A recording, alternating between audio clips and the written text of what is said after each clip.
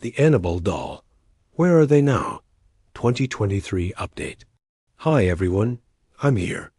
And today we're going to be talking about the story behind the Annabelle doll and what has happened to it since its last sighting in 2019.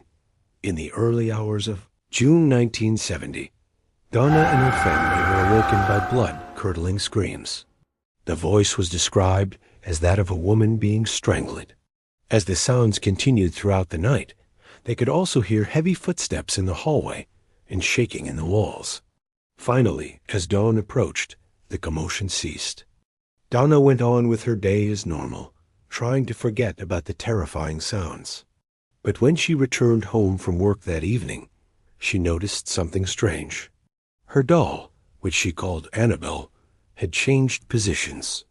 She had been sitting upright on the shelf facing away from the wall, but now she was facing towards it as if watching her. Donna didn't think too much of it at first. After all, she had 2 children who liked to play with the doll, and perhaps they had simply moved her without her knowledge. However, over the next few days, Annabelle began to appear in different rooms of the house. Donna found her in places she knew her children hadn't been, like on top of kitchen cupboards and inside drawers. One time, Donna even came across the doll, lying on her bed, as if she had been sleeping there. As these events continued, the family experienced other strange phenomena. Photographs would fall off the walls, books would fly across the room, and they would often wake up in the middle of the night to the sound of their daughter screaming for no apparent reason. Donna even claimed that one night she saw Annabelle levitating above the floor. Things took a darker turn when Donna's friends and colleagues started having negative experiences with the doll. One friend became violently ill after merely glancing at Annabelle. Another accidentally knocked her off a table while taking a photograph, at which point the doll's head snapped back towards her. And yet another friend, Lorraine, decided to keep a night shift in the Higgins home to see whether anything would happen. And what did happen was so terrifying that it sent her running from the house in the middle of the night. According to Lorraine, Annabelle suddenly appeared on top of her, holding both of her arms out as if trying to strangle her. Donna became increasingly concerned about the doll and sought the help of 2 priests, Father Albert Heimer and Father Ralph Pica. Father Albert visited the home first and conducted an exorcism ritual before taking the doll to a church basement where he locked it in a glass case. However, just 2 weeks later, Father Ralph came to do his own investigation. During his visit, he felt a dark presence in the room with them and claimed that Annabelle tried to choke him. After he blessed the doll, he placed it in a new case, which he bolted to the floor and encased in lead. Despite this, the doll continued to move and shake, and they believed this was because she was angry at being confined. So Father Ralph decided to take more drastic measures. He removed the doll from its case and threw it into the pit, covering it with holy water, salt, and earth. Then he recited prayers and made the sign of the cross over the pit. This time, however, the shaking seemed to stop, and everything appeared to be fine. Or was it? A few months later, Donna and her husband moved to a new home. They left the doll buried in the priest's backyard. But soon after, Donna started to have vivid nightmares about a demonic woman who tried to crawl through her bedroom window every night. Eventually, she couldn't take it anymore and asked Father Ralph to come and dig up the doll. He agreed and brought it back to the church. However, almost immediately after it was moved back to the church basement, things started happening again.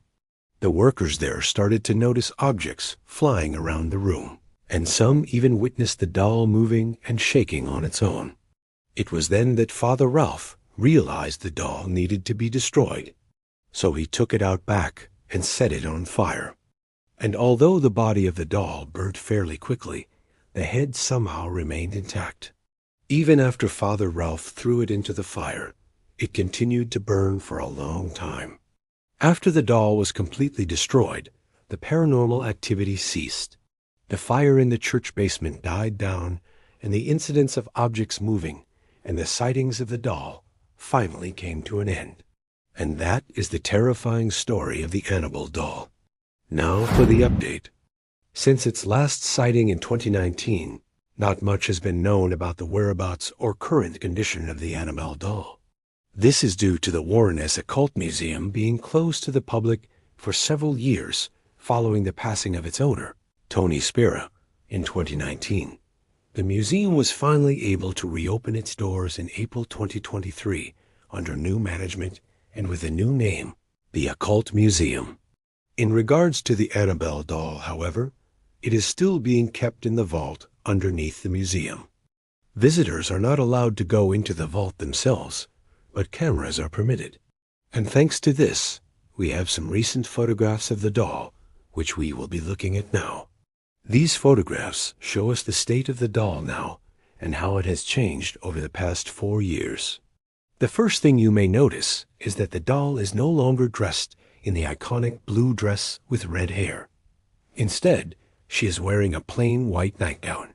We don't know why the change of clothing occurred, but it is possible that it was done to preserve the original dress or to make the doll look more like the character from the movie.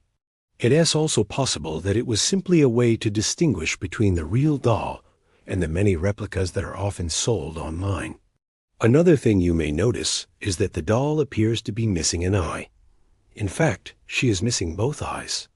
This is most likely due to damage sustained during the many exorcisms and rituals that were performed on her over the years. It is possible that the eyes were removed to prevent any further damage or to stop the doll from being used in future rituals. The remaining sockets are covered with black cloth, possibly to prevent anyone from sticking them back in. The doll's face also appears to be in worse condition than in previous photographs. The paint is now mostly gone, and the cracks and scratches are much more visible. This is most likely due to natural wear and tear, as well as the effects of the exorcisms and rituals. Despite the damage, the doll still appears to be in good spirits, if you can call them that. If you look closely, you can see that her mouth is open in a slight smile, and she appears to be staring directly at the camera. Some people believe that this is the spirit of Annabelle looking directly at those who dare to enter her domain. Others believe it's simply a trick of the lighting or the angle of the photograph. There is a small amount of hair left on the top of her head, and this is likely what remains of the long red locks that she was once known for. Over the years, the hair has likely fallen out due to natural wear and tear, or perhaps as a result of the exorcisms and rituals. One of the most interesting things about these photographs is the shadow that can be seen behind the doll. Some people believe that this is the shadow of the demonic entity that possesses the doll, while others believe it's simply a trick of the light. However, the shadow appears to be far larger than the doll itself, stretching from the top of the shelf all the way to the floor. This could suggest that there is more to the doll than meets the eye. Overall, the photographs of the Annabelle doll in 2023 provide a fascinating glimpse into the world of paranormal investigation. Whether you believe in ghosts or not, there's no denying that the doll has a creepy appearance and a dark history. Hopefully, if and when the Warren's Occult Museum decides to release more footage, we will get to see more of the doll and how it currently appears. Until then, these photos will have to suffice. And that's all for today's video. Thank you for watching. If you enjoyed it, please leave a like and comment below. And if you want to see more videos like this, don't forget to subscribe.